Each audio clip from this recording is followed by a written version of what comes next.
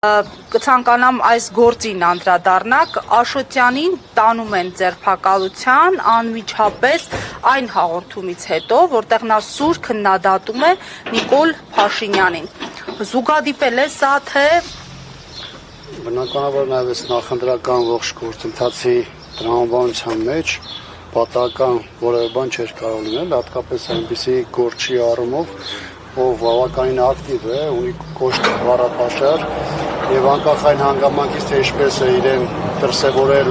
իշխանություն տարբեր փուլերում, իր նկատմամբ իր ճնշումները գործադրել, ամենը իր մոտեցումների սկզբունքներից տեսակետներից որևէ պայմաններում հետ չի կանգնել եւ սա բնականաբար իշխանության կազմակերպած ընտրական տրամաբանության շրջանակներում է։ Նախընտրական շրջանում դրանից առաջ մեծաթիվ ձերբակալություններ, հարուցված քրեական գործեր, այդ թվում տեղեկացան քիչ առաջ, որ Տիրան Խաչատրյանի նկատմամբ եւս քրեական հետապնդում է հարուցվել։ Սա նախապատրաստություն է հետընտրական պրոցեսներին, թե հենց ընտրությունները, որպեսզի անցնեն այնպես, ինչպես որ ուզում են իշխանությունները։ Երկու առումով էլ կարելի է մեկնաբանել, հատկապես որ իշխող ուժի ղեկավարը, որը ունի վարչապետի կարգավիճակ, նաև ուղիղ եթերներով, գրառումներով, հայտարարություններով ուղղորդում է իրավապահ դատական համակարգերին,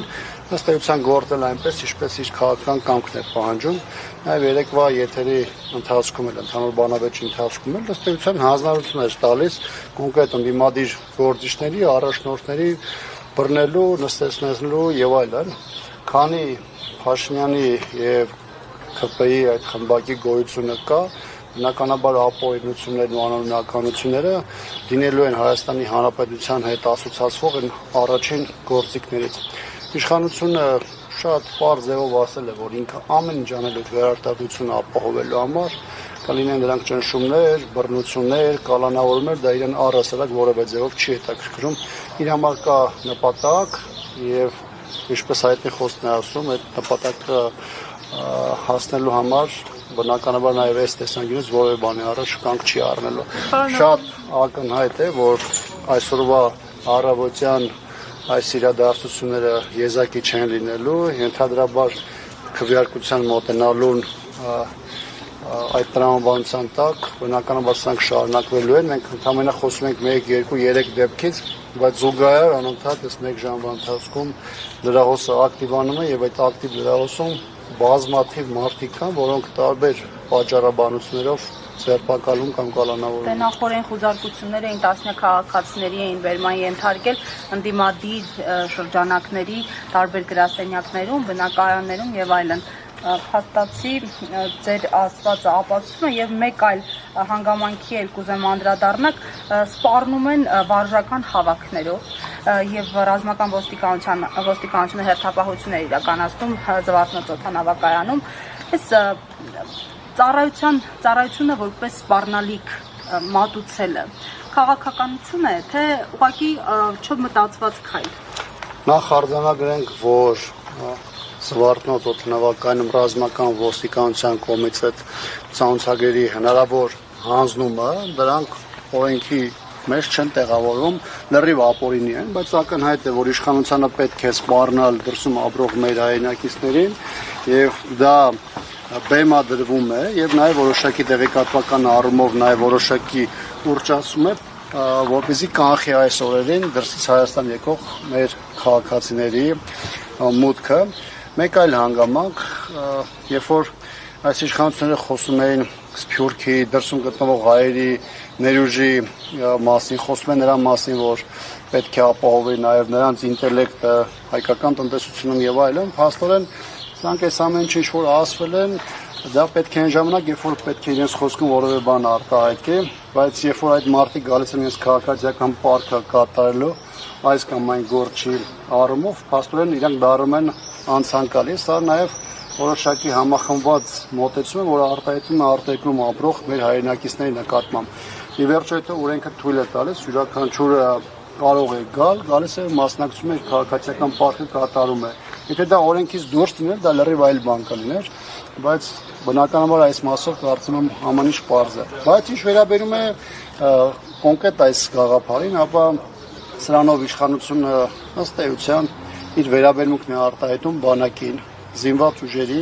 եւ ծառայության նկատմամբ։ Սա նրա պատկերացումներն է այն տեսանկյունից, որ բանակը նրանց համար դիտվում է որպես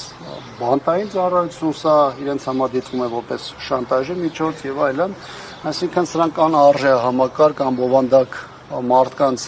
խումբ են, որոնց համար ըստ իրավիճակի տարբեր կառույցներ կարող են իրականացվել կամ կիրառվել։ Այս դեպքում նաև շատ ակնհայտ է, որ բանակը նրանց համար դիտվում է որպես ներքաղաքական խնդիրները լուծելու միջոց եւ այս իշխանության օրոք աննախադեպ է եղել բանակի ներգրավվածություն ներքաղաքական process-ներում։ Պարոն Աբրամյան, այս 8 տարիների ընթացքում տարբեր քաղաքական գործիչների կամ զինվորականների ձերբակալել, մի քանի ամիս եւ կամ մի քանի տարի բանտում պահել, մեղքը չափալցել, ազատ արձակել, հետո նորից ձերբակալել, այս մարդկանց կյանքի տարիներից խլել։ Մի խոսքով այս գործընթացը արդյոք նրանց իրավունքների խախտում չէ եւ ի վերջո պետությունը վերջում ինչ որ ատյաններում պատասխան տալու է, թե ոչ այս մարդկանց կյանքի կորցրած տարիների համար։ Ոչ միայն զինվորականների մասով, այլ մեծ թվով անձանց մասով առաջին հերթին կա խախտումներ բոլոր առումներով, այսինքն կոնկրետ հանձնարարությունների, ձերբակալություններից մինչև ապօրինի կալանքի տակ գտնվելու առումով կա անմեղության կանխարգելվածի խախտում, որը ամենուրեք գործում է։ Ինչ որ մարդուն չձերբակալած արդեն իշխանական ամբողջ քարոզությունը, սկսած նրանց շարքային անդամներից մինչև ԿՊ-ի ղեկավար մարդուն ըստ էության անվանարկում են, որակումներ են տալիս, որը որևէ ձևով դատական վճռով հիմնավորված չի եւ սրանք պատահական չեն արվում եւ այնպես է չէ, որ նրանք այդ օրենքին չեն տիրապետում։ Ավելին ասեմ, խորհրդանի ամբիոնից դատաիրավական համակարգին Փաշինյանը ուղղորդումներ է անում այս կամ այն մարդուն, այս կամ այն հոդվածում բռնելու մասով, օրինակ Միքայել Արզումանյանի մասով խորհրդանի ամբիոնից որակումներ է տալի, որը մինչև այս պահը դատական վճռով որևէ ձևով հիմնավորված չէ։ Այսինքն կան շղթայական բանակ, խախտումների շարք ալնում եւ բոլոր փուլերում, երբ որ դիտարկում ես տարբեր գործեր, համատարած է այս խախտումները եւ այս պարագայում շատ ակնհայտ է, որ այդպիսի որակի իշխանությունը բնականաբար խնդիր չունի իր համար շատ կարեւոր ընտրական process-ներում եւս գնալու աղմկահարույց խախտումների, ոչ թե իրական գործերի բացահայտումների, այլ պարզապես ժողովրդի հասարակության վրա որևէ տոկոսով, որևէ ձևով ազդեցություն թողնելու նպատակով տարբեր կալանավորումներով։ Շնորհակալ ենք։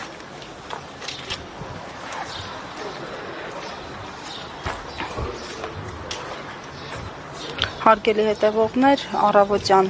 պատիվ ունեմ խմբակցության քարտուղար Տիգրան Աբրահամյանը գրառում է կատարել, մասնավորապես նշելով Հայաստանի Հանրապետական կուսակցության փոխնախագահ